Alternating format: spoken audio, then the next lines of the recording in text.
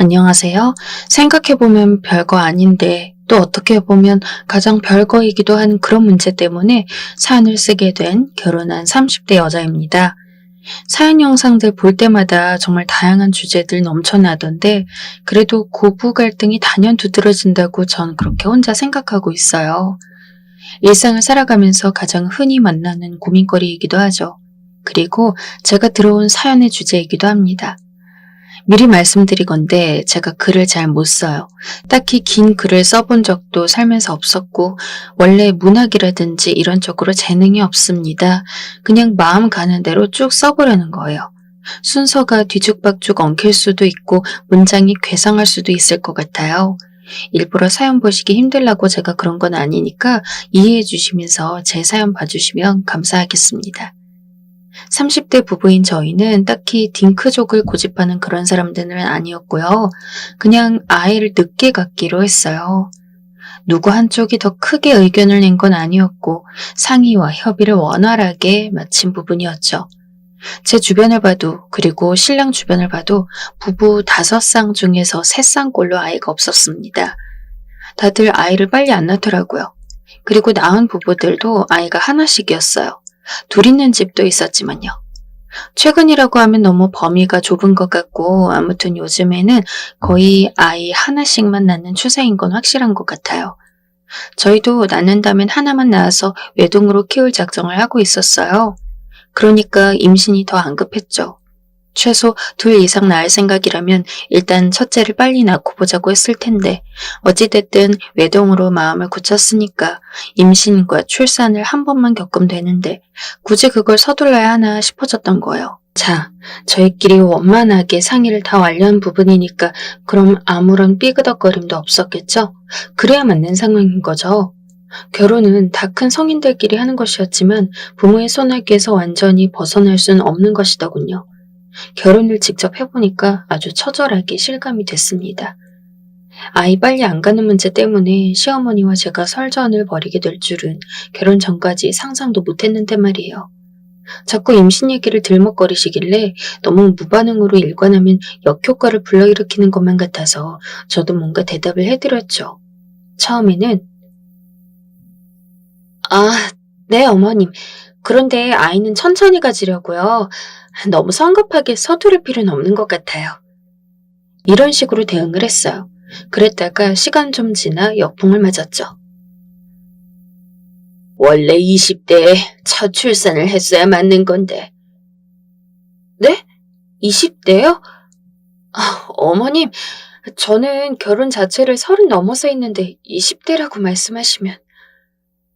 말이 그렇다는 거지. 그만큼 이미 늦었다고 그렇게 내가 지금 일러주고 있는 거잖냐.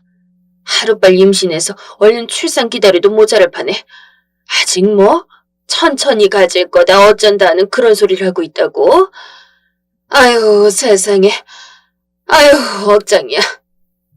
저는 시어머니가 너무 과한 반응을 보이신다고 생각했어요. 별로 진지하게 귀를 안 기울여도 되는 시어머니의 과한 발언, 그렇게만 생각했던 게 오판이었던 것 같아요. 날이 갈수록 더 심해졌어요.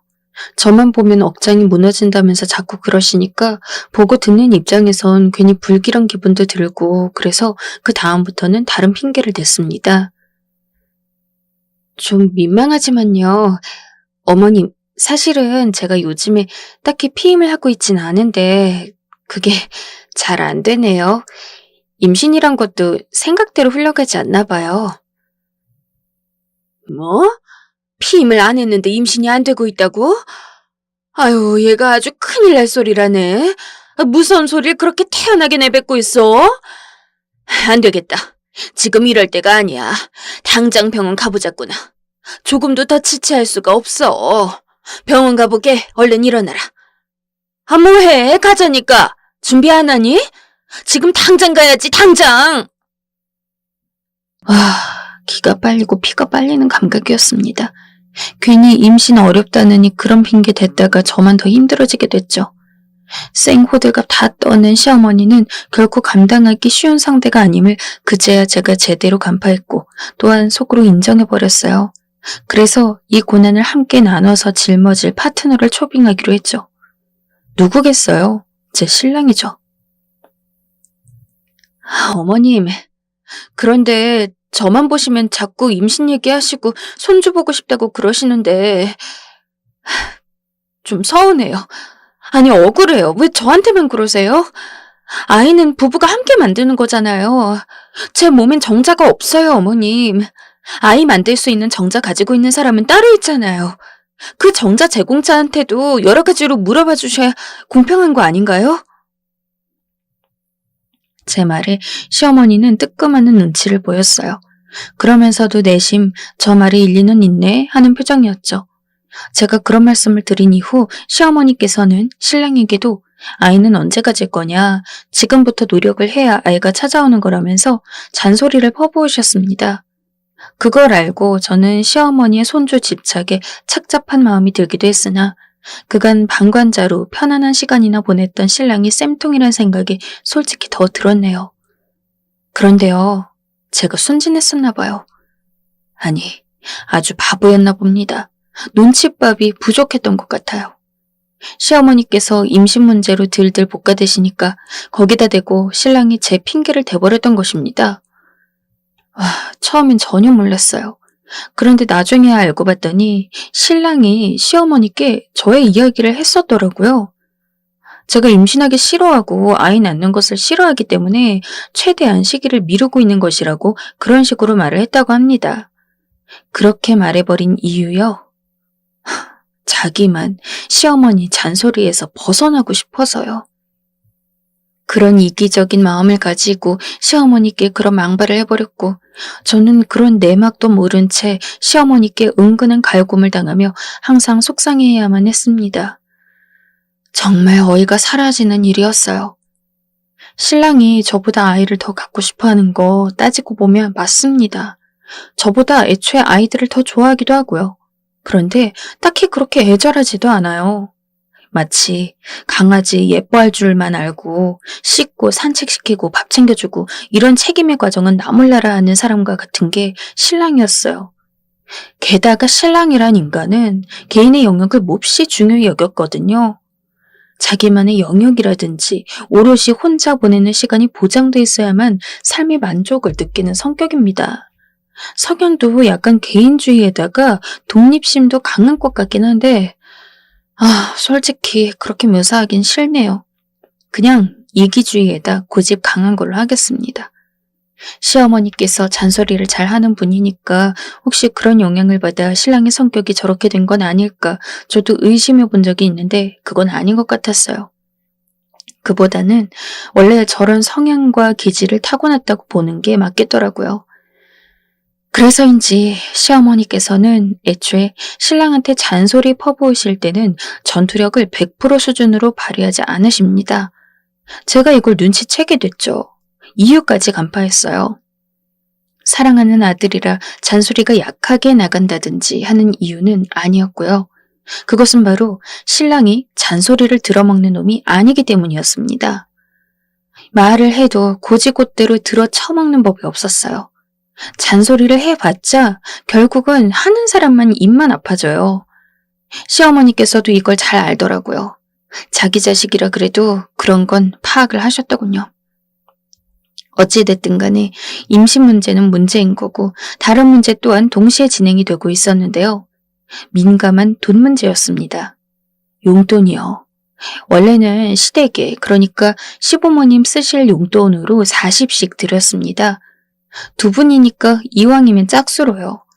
참고로 시부모님 두 분 사이 안 좋으십니다. 더 정확히 표현하자면 사이가 안 좋다기보다는 뭐랄까요? 두 분 사이가 되게 멀어졌는데 그 상태로 회복이 안 된 채 그냥 굳어진 모양새였어요. 화석처럼 오래돼서 단단하게 말이죠. 당연히 각방을 쓰십니다. 시아버지는 집 밖에 나가 가끔 친구분들이나 만나시고 방에는 작은 테레비를 들여다보시면서 이리저리 채널 돌리시고 그러다 집 밖에 나가 원 없이 담배를 실컷 피고 이런 활동을 하면서 일상을 보내셨어요. 시어머니와 제가 설전을 벌이든 신경전을 벌이든 시아버지는 강 건너 불구경이셨죠. 신랑이 임신 문제로 잔소리 듣다가 시어머니께 싸바싸바 입을 털어놨던 것을 전 몰랐었고 그래서 시어머니께서 왜 저에게 날을 세우는 건지 역시 몰랐어요. 저도 하루는 너무 짜증이 나서 터져버렸고 크게 시어머니와 다투듯이 말을 해버렸어요. 지금 안 낳고 싶다고 제가 몇 번을 말씀드려요. 지금 다시 정확히 말씀드릴게요. 올해는 생각 없어요. 임신 출산이요. 정말 빨라도 2년 후를 보고 있습니다. 뭐야? 2년? 내년도 아니고 내후년을 말하는 거니? 네. 어차피 낳아도 한 명만 낳을 거라 출산식이 좀 더 늦어지는 건 크게 신경 안 쓰여요. 아니, 애가 더 안 생겨서 하나만 낳고 마는 거라면 모를까? 애초에 그렇게 작정을 하겠다고? 시어머니는 완전 뒤집어지셨죠. 그러나 저도 그날은 참았던 뭔가가 터져버렸던 날이었기에 속이지 않았습니다. 요즘 젊은 사람들 결혼해서 아예 안 낳고 부부로 사는 경우 흔하다는 점, 한 명만 낳는 집들 수두룩하다는 점, 이런 것들도 조목조목 말씀드렸어요. 시어머니는 그런 얘기들 못 믿겠다 하셨고, 그럼 저는 주변 분들이라든지 다른 사람들에게 직접 한번 확인해 보시라 했습니다. 그랬더니 그 후부터 좀 조용해지셨어요. 제가 시어머니와 말싸움 도중에 단어 선택에 좀 거친 게 몇 개 있었어서 내심 마음이 불편하고 좋지 않았는데 이때 시어머니께서 저희 부부에게 용돈을 더 올려달라고 하셨습니다. 애도 당장 안 가질 거고 둘이서만 사니까 여유로울 거 아니야. 그렇게 말씀하시는데 솔직히 뭐라고 바로 반박하기 어렵더군요. 게다가 이때가 하필 딱 제가 직장에서 연봉 협상 시기가 다가오던 때였어요. 그래서 원래 40만 원씩 드리던 용돈을 이달부터는 50만 원씩 드리기로 했습니다. 제가 먼저 신랑한테 그러자고 말을 했어요. 물론 나중엔 아주 땅을 치고 후회했습니다. 시작을 이렇게 했으면 안 됐던 건데 말이죠. 그런데 왜 시댁하고만 임신 문제로 언성 높이는 일이 일어나고 용돈 얘기를 하고 있냐고요? 왜냐면요. 저희 친정은 그런 부분에서 자유롭기 때문이에요. 저희 친정은 멀리 떨어진 바닷가 근처의 시골 마을에 있습니다. 바다가 코앞인 아주 바닷가의 집은 아니고요. 그냥 근방인 수준이에요. 저야 대학 때부터 자취하느라 올라와서 지냈지만 부모님은 계속 그곳에 계셨기 때문에 그 지역에서 오래 사셨습니다. 고향은 아니고요. 지금 집이 있는 동네에서 거주하시려고 오래 기다리면서 부모님이 열심히 물색하셨어요. 집은 단독주택이고 비록 아주 넓진 않지만 방송에 소개돼도 손색 없을 만큼 디자인 자체가 감각적입니다. 저는 위로 언니 오빠가 있는 3남매 중에 막내예요. 친정 부모님 댁과 아주 가까이에 언니가 살고 있어요. 형부는 식품 사업을 하고 있고요. 규모는 크지 않지만 상당히 알찹니다. 그래서 형부가 돈을 잘 벌어요. 아주 능력자예요. 언니는 형부 일을 틈틈이 도와주면서 애들 둘 키우고 있고요. 아무래도 거리가 가장 가깝다 보니 언니가 부모님을 잘 챙겨주고 효도하면서 지냅니다. 오빠도 거기서 그렇게 안 먼 곳에 살아요. 그 지역의 시내 쪽에 살고 있어요. 오빠도 결혼했고 애는 한 명입니다. 더 낳을까 말까 고민 중에 있고요. 마음 같아선 더 낳고 싶지 않은데 혹시 애가 커서 외로워할까봐 그런 것도 고려하게 된다면서 그러더군요. 어쨌든 친정집에는 언니랑 오빠가 다 포진해 있어서 걱정이 없었어요. 이미 손주도 셋이나 본지라 저희 부모님도 저에게 아기 가지라는 요구 안 하시고요. 임신은 좀 늦게 느긋하게 할 생각이라고 하니 신혼지기기 좋겠다면서 그거 아주 괜찮은 생각이라고 저희 부모님은 그렇게 말씀해 주셨어요. 저희 친정 집안이 경제적으로 어려움 없는 것은 객관적인 사실이죠. 그런데 신랑이 언제 한번 대놓고 이런 식으로 말하는데 너무 싫었어요. 워낙 알아서 잘 사시니까 챙겨드릴 필요가 없어. 그리고 있잖아. 원래 시골, 촌동네 이런 곳일수록 가만 들여다보면 알부자 많다더라. 그치? 그 왜 시골 사람들 보면 집 뒤에 공터 있는 거 자기 땅이고 뒷산도 자기 땅이고 이런 사람들 많잖아. 그런 경우가 널렸더라. 이야, 노후 준비 다 뒤 있으시고 자식 첫째, 둘째가 옆에 붙어서 효도 알아서 다 해주는데 얼마나 좋으실까? 정말 부럽다, 부러워. 그러면서 자기 장인 장모는 앞으로 계속 챙길 필요가 없으니 편리하다는 식으로 얘기를 계속 이어갔어요.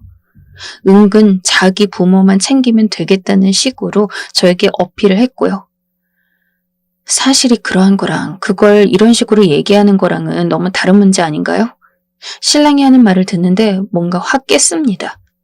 이 남자 왜 이렇게 그릇이 작은 놈이지? 하는 생각이 들었고요. 제가 적은 제 사연이니까 솔직히 말하자면 이때 처음으로 이 인간하고 아직 애가 없어서 다행이구나 이런 생각을 속으로 했어요. 순간적으로 그런 생각이 밀려오더라고요. 제가 괜히 50만 원으로 먼저 용돈 올려드리기로 했던 걸 후회하는 데는 이유가 다 있었습니다. 원래 금액보다 더 많은 금액을 받게 되었으면 그것에 고마워하고 만족하는 반응이 따라와야 이상적일 텐데 전혀요. 한 번 올려드리니까 또 욕심을 내시더라고요. 은근하게 그런 바람을 내비치시길래 모른 척했죠. 그랬더니 시어머니께서는 굉장히 당신께서 많은 서러움을 겪어오셨다면서 감정적으로 호소를 하셨습니다. 제가 그런 감정적인 호소에 너무 부담스러워서 그냥 어색하게 웃고 말았더니 이내 약간 화를 내시는 거예요. 너는 모르겠니? 요즘 할머니는 할머니도 아니야. 그런데 내 나이에 벌써 궁상맞게 살아야겠어? 그 빵이랑 커피 같이 파는 요즘 그런데 뭐라 그래, 어? 베이커리 커피숍? 아, 그래. 그런 데 가면은 카푸치노 한 잔씩 턱턱 사서 마시고, 마시는 고급 바게트 빵부터 크림빵까지 골라다 먹고, 자식들이 용돈 줬다고 계산은 5만 원짜리로 하는 게 요즘 할머니들이야. 그런데 나는 언제 그렇게 살아보나? 에휴, 아직 할머니라 불리기엔 젊은 나이인데 내가 더 멋지게 누릴 자신 있는데 나는 언제 그렇게 살아보냐? 왜요, 어머님? 그러시면 되잖아요. 그 용돈으로 빵이랑 커피 못 잡수실까 봐서요? 아니, 사람이 항시 비상금도 갖고 있어야 되는 거 아니니? 안 그러니? 넌 비상금 없니? 있죠. 누구라도 있는 거잖아요. 그런데 비상금 얘기는 왜 하시는 거? 아, 그러니까 비상금이 항시 있어야 마음이 안정되는 거잖아. 비상금 넉넉하게 보관하고 병원 다니고 싶은 거 참지 않고 다니고, 응? 먹고 싶은 거 먹고. 친구들 만날 때 쪽팔리는 거 없이 먼저 내가 좋은 데 가자고 망설임 없이 말도 하고 스스로 옷도 골래 사서 입고. 내 말은 그러니까 이걸 다 편하게 하면서 언제 이렇게 살아보냐는 거야. 아니, 근데요, 어머님. 지금까지 그냥 잘 사셨는데 왜 갑자기 문화생활에 이렇게 집착을 하시는 거예요? 너 말 한번 서운하게 하는구나. 나도 하고 싶은 거 천지란다. 그런데 그냥 참고 살았을 뿐이야. 표현 안 하고 억눌렀을 뿐이지 나 욕심 없는 거 아니라고. 전에는 2당 20씩 쓰라면서 40만 원 주더니 이젠 고작 25로 나눠서 쓰라고 50만 원 주는 거니? 와우, 골치 아프더라고요. 아주 작정에 작정을 하셨다는 걸 전 느낄 수 있었습니다. 그 기세가 대단해서 제가 솔직히 밀렸습니다. 인정했어요. 그래서 신랑이랑 용돈 문제로 상의에 들어갔고요. 이럴까 저럴까 얘기해보다가 쉬운 답을 내놓았습니다. 60만 원으로 올려드리기로 한 것이었죠. 그렇게 60만 원 용돈을 시댁에 드리게 됐어요. 이 정도면 넉넉하게 쓰실 테니 어쨌든 더 이상 말씀 안 하실 거라 생각했고 한동안 잠잠할 거라고 믿었습니다. 그런데 이게 무슨 일인가요? 바로 그 다음 달이었어요. 그냥 인심을 갖다가 좀 팍팍 쓰면 안 되겠니? 요지는 돈을 더 받고 싶다는 것이었죠. 시어머니께서는 용돈 인상을 또 요구하고 계신 것이었습니다. 너네 사는 사정 내가 보니까 돈 크게 안 들어가겠더라. 맞지? 내가 다 계산 끝내놨어. 너네 그 대출 갚는 거, 생활비 이런 거 계산을 다 했더니만 매달 돈이 꽤 남네. 그러면은 우리 용돈을 지금보다 훨씬 더 많이 줄 수 있는 거 아니니? 그따 뭐 할 거니? 어머님, 아꼈다가 뭐 할 게 아니라요. 아니, 그냥 이게 당연한 거잖아요. 일단은 저희는 저희끼리 좀 여유롭고 풍족하게 지내고 싶어요. 그래서 아이 빨리 안 갖는 것도 있는 거고요. 그런 생각으로는 연결을 안 해보셨어요? 쓸데없는 소리 말고. 그래서 어쨌든 돈이 더 많이 남는 건 사실이잖니. 저희도 저축해야죠. 저희가 늙어 죽을 때까지 계속 돈을 벌 수 있는 것도 아니고 이렇게 벌 수 있을 때 모아놔야죠. 그래야 아이도 낳고 키울 때 부담도 줄일 수 있고요. 내가 비상금 잘 모아두고 있는데 이걸 나중에 너네 둘한테 쓸 수도 있는 거야. 이거 잘 생각해봐. 정말 기가 막히고 코가 막히고 그저 웃음만 나왔습니다. 진짜 어이가 없을 따름이었어요.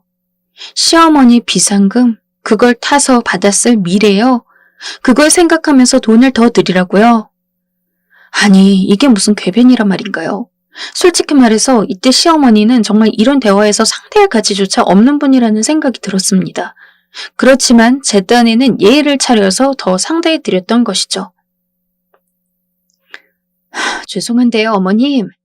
그럴 바에는 차라리 적금을 들어놓는 게 낫겠어요. 그랬더니 금리 어쩌고 하시면서 또 황당한 소리를 잔뜩 늘어놓으셨어요. 그 후에는 엄청난 잔소리로 대화의 피날레를 장식하셨죠. 제가 너무 화딱지나서 신랑과 이 부분에 대해 또 상의에 들어갔는데 생각지도 못하게 이견이 발생했습니다. 그래서 이 부분 때문에 신랑하고 살짝 싸우게 됐어요. 그렇다고 우리 어머니가 틀린 말씀하신 건 아니잖아. 우리 수준에 용돈 더 드릴 수 있는 게 맞긴 하지. 뭐? 지금 무슨 소리 하는 거야? 누가 어머님 하신 말씀이 틀렸다 그랬어? 지금 그게 핵심이 아니잖아.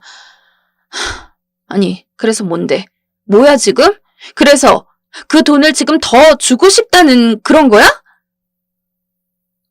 그렇다기보단 어쨌든 더 무리가 되는 수준이 아니니까 더 드려도 되긴 하잖아. 그래. 그러든가. 그럼 그렇게 해. 자기 몫에서 떼서 시부모님 용돈 더 드려. 나 안 말려. 신랑은 저보고 정이 없다느니 융통성이 부족하다느니 그런 소리를 하길래 들은 척도 안 했어요. 어차피 신랑 생각은 그 모양이었고 저는 타협하기 싫었으니 더 이상 논쟁은 개싸움이 될 뿐이었으니까요. 신랑은 저랑 기싸움을 벌이면서 저에게 은근히 압박을 해왔고 제 입에서 그래 우리가 기분 좋게 용돈 올려드리자 라는 말이 나오길 기다리며 바랐습니다. 하지만 안 될 일이었죠. 왜? 그렇게 효도는 하고 싶으면서 자기 돈으로 하는 건 안 되나 봐? 꼭 나 통해서 대리효도를 해야 하나 봐? 너는 생각이나 말을 왜 꼭 그런 식으로만 하냐? 나는 이왕이면 우리가 같이 용돈을 드렸으면 좋겠어서 그러는 거지. 나 혼자 돈 더 얹어드리면 모양새가 좀 그렇잖아. 뭐가 그런데? 금액 더 오른 게 더 불어난 돈이 내 통장에서 나왔는지 자기 통장에서 나왔는지 아니면 부부 공동의 돈이었는지 어머님이나 아버님이 아실 게 뭐가 있어?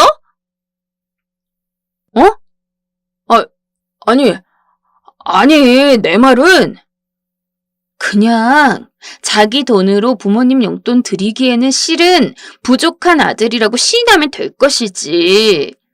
자기 되게 치사하게 군다? 누가 내 돈으로 드리기 싫대? 드릴 거야. 내 돈으로 용돈 더 드리면 되잖아. 용돈을 더 드리면 좋겠다고 말한 건 신랑이었는데요. 왜 결정을 내리면서 신랑은 저에게 협박이나 강요를 당해 마지못해 지갑을 열게 된 사람처럼 분노의 눈빛을 쏘았을까요? 진짜 황당해서 솔직한 심정으로는 바로 지적하고 싶었지만 참았습니다. 신랑이 자기 몫의 용돈에서 돈을 빼기로 했어요. 그래서 부부 공동 자금에서 60만 원을 빼고 신랑 돈에서 20만 원을 빼서 종합 80만 원을 시댁 용돈으로 드리기로 했습니다. 용돈을 올려주다니 정말 기특하고 고맙다면서 시부모님으로부터 연락이 왔어요. 웬일로 시아버지께서도 고맙다고 잘 쓰겠다고 연락을 주시더군요.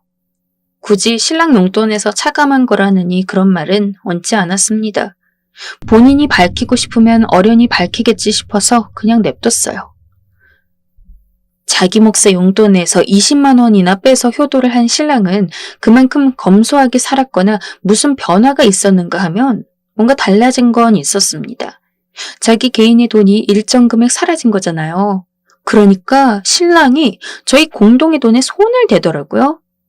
자기 용돈 줄었다면서 저희 공동의 돈으로다가 자기 사고 싶은 거 결제하고 제 카드 가져가서 인터넷 쇼핑하고 그랬습니다.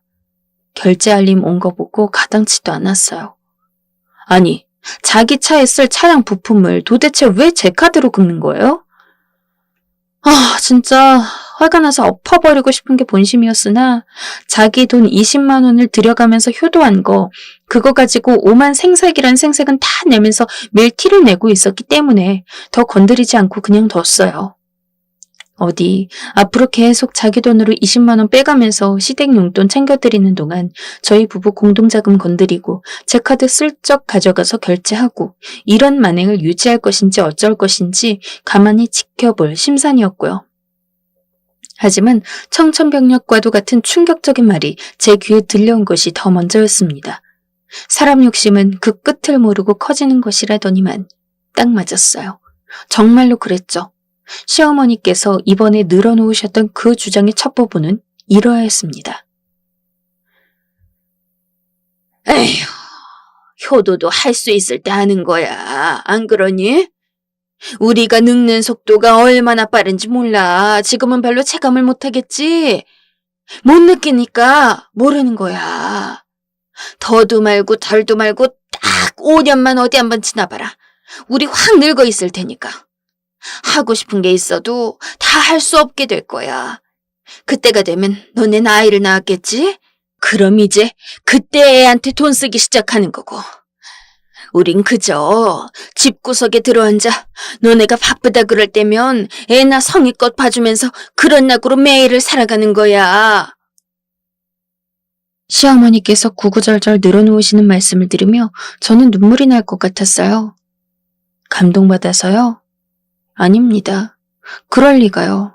아니었고요. 눈물이 당장이라도 날 만큼 속이 답답하고 미칠 것 같아서였습니다.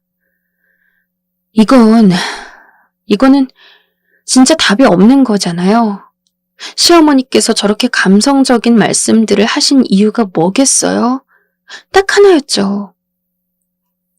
이왕 용돈 줄 거면 내가 생각을 하다 말을 하는 건데 이왕이면 100만 원 주면 안 되겠니?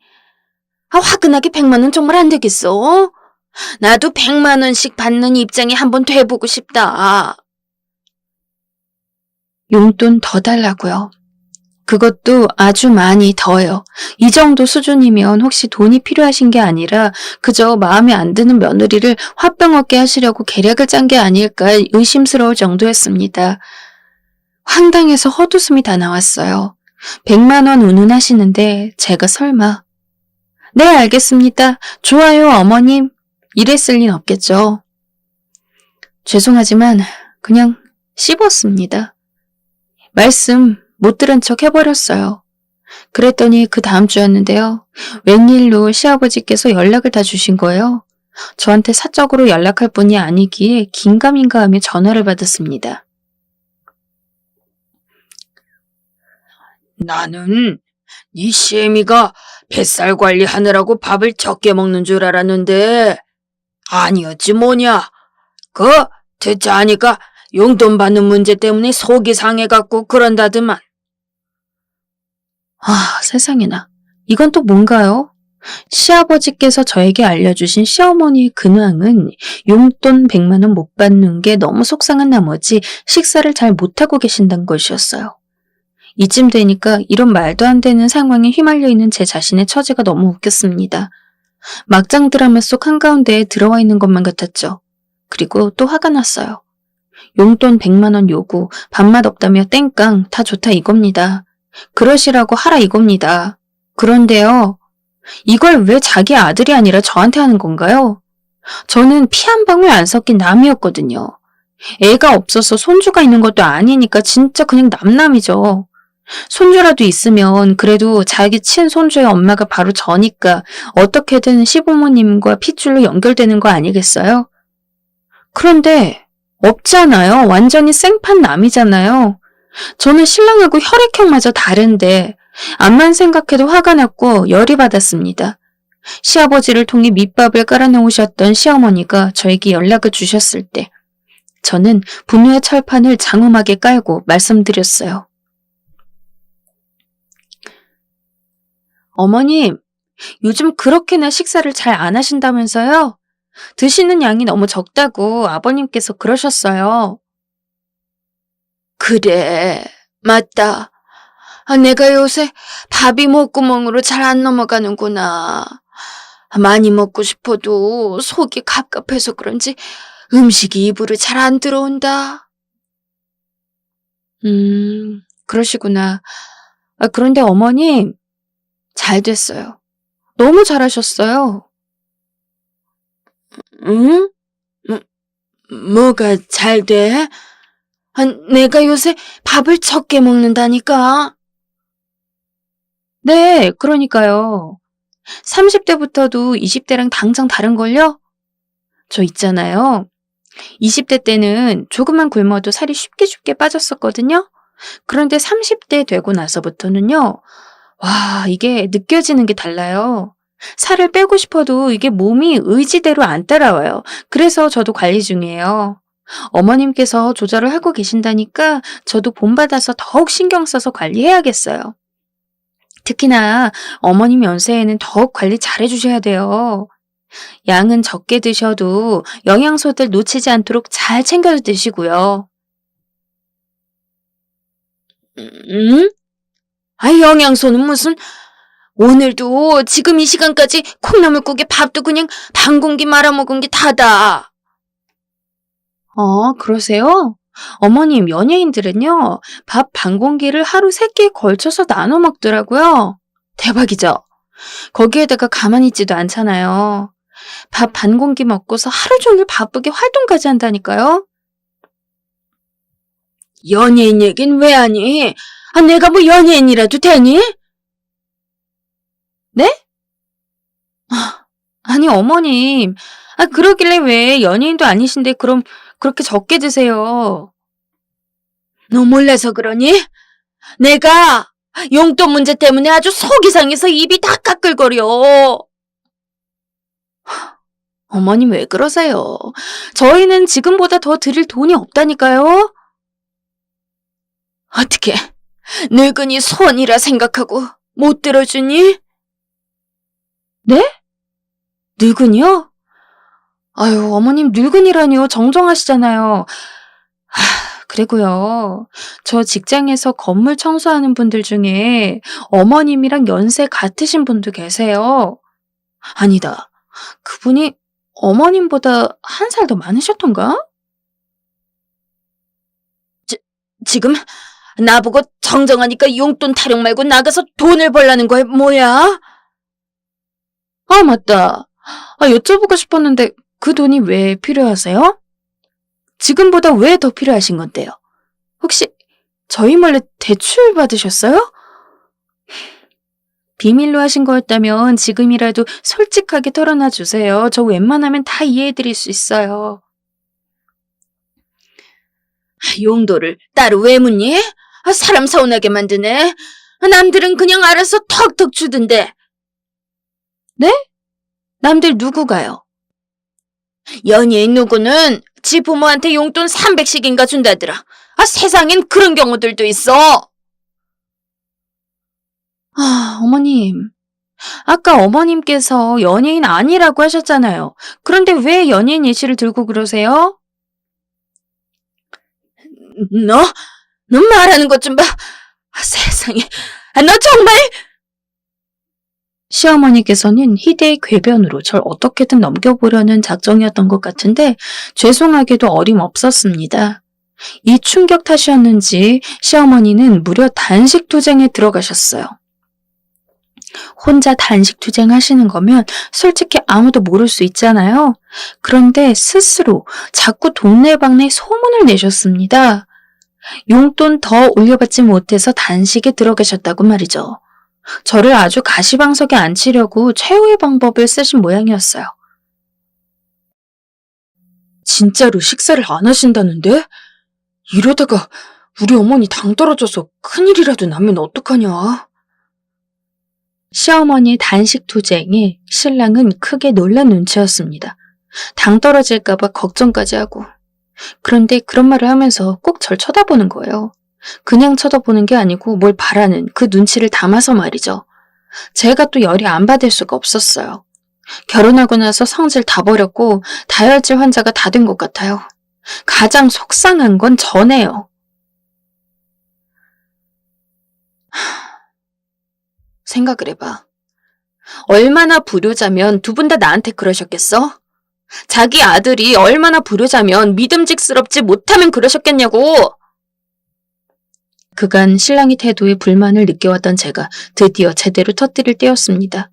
어리둥절해 있던 신랑에게 제가 일침을 가해주었죠. 어머님께서 그간 연락하시고 여러 가지 요구하시면서 이런저런 말씀 다 하셨던 거? 그거 바로 나야. 어머님께 무슨 일 있을 때 아버님이 연락해 주셨지. 누구한테? 바로 나한테. 자기 아들이 얼마나 못 믿어오셨으면 그러셨을까? 얼마나 연락하기 싫었으면 자기 아들 말고 며느리인 나한테 그렇게 연락을 하셔서 날 붙들고 그러셨을까? 나는 참 두 분 다 안 됐다고 생각해. 그러니까 이 기회로 제대로 반성 좀 해. 제발 정신 좀 차리라고. 그리고 네 부모 네가 알아서 부양해라. 어? 난 할 만큼 했다고 생각하니까. 이건 너도 양심적으로 인정하지? 너 그게 무슨 말도 안 되는 소리야. 어머니 아버지가 나보다 너한테 연락을 더 많이 하신 건 나 피곤할까봐 걱정돼서 그런 거지. 그리고 내가 전화로는 말을 잘 못 알아듣기도 하고. 그런데 너는 잘 알아듣고 말을 잘 받아주는 것도 있잖아. 그런 것 때문이지. 내가 무슨 불효자의 믿음직스럽지 못해서 너한테 매달리셨다는 거야? 네가 만만하고 네가 요구를 잘 들어줬으면 하는 대상이니까 그러신 거지. 알겠어. 그러니까 두 분은 자기 아들은 귀한 줄 알고 자기 며느리는 천대하는 그런 시부모님이라고 네가 말하는 거지? 그런 거 맞지? 나는 생각으로만 그렇게 여기고 있었지. 설마 어머님 연락 받을 때마다 나 괴롭히려고 그러시는 거라고 믿고 싶진 않았어. 그래서 자기가 부족한 아들이라고 그렇게 생각했던 거거든. 그래야 내 시부모님이 나쁜 분들이 아니게 되는 거니까. 그런데 자기 입으로 확인 사살 해줬네. 고마워. 제 말에 신랑이 할 말을 잃고 표정 한번 멍청해졌어요. 그러더니 곧 엄청 분하다는 표정이 되는 거예요. 저보고 진짜 정없다면서 그냥 잔말 말고 이렇게 된 이상 용돈 100만 원 드리자고 하는 말에 제가 웃었습니다. 그러든가 네 돈으로 100만 원 드려. 100만 원을 드리든 1000만 원을 드리든 그거 너 알아서 해. 나는 네 부모한테 반납할게. 마음껏 효도하고 살아. 우리 사이에 애가 없어서 정말 천만다행이다. 네가 그렇게 나오면 내가 아쉬워서 너한테 매달릴 것 같아? 착각하지 마. 안 매달려주면 나야 땡큐지. 신랑은 약이 잔뜩 오른 표정으로 저한테 이혼하자면서 아주 호통을 쳤습니다. 저는 흔쾌히 받아들였죠. 좀 이따 시어머니로부터 전화가 오길래 받자마자 말씀드렸습니다. 이혼하기로 했습니다. 연락하지 마세요. 용돈은 아드님께 개별적으로 문의 바랍니다. 시어머니께서 대단히 소리 지르시기에 그냥 전화 끊고 번호 차단부터 했습니다. 전화 소리 들었는지 신랑이 놀라서 헐레벌떡 저한테 오더라고요. 어떻게 이혼 얘기를 그렇게 쉽게 어머니한테 말할 수가 있어? 그럼 어렵게 하리? 이러나 저러나 이혼인데?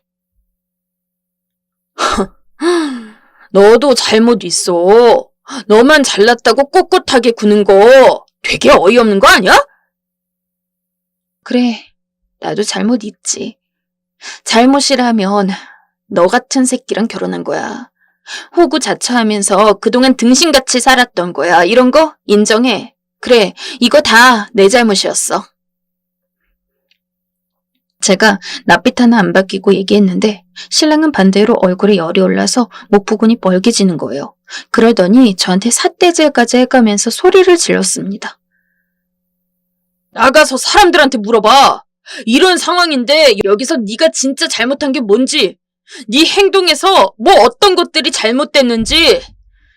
넌 혼자서는 그거 못 깨우쳐. 넌 그럴 사람이야. 그러셔? 그러면 네가 생각하는 내 잘못이 뭔데? 네가 일단 말을 해봐. 시부모님에게 엄연히 며느리는 복종을 해야 하는 건데 넌 그런 기본조차 몰라. 자세 자체가 안 되어 있어. 이게 가장 큰 잘못이지. 네가 고분고분한 꼴을 못 봤다. 맨날 예의도 없고 성의도 없어. 그런데 잘못이 아니라고? 너 진짜 무리하고도 무식하다.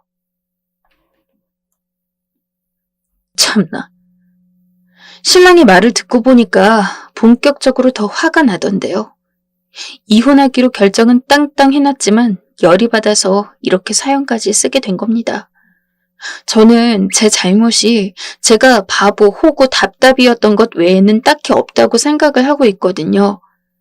제가 제 시점에서 적었기 때문에 제 기준으로 편파적일 수도 있습니다. 당연하죠.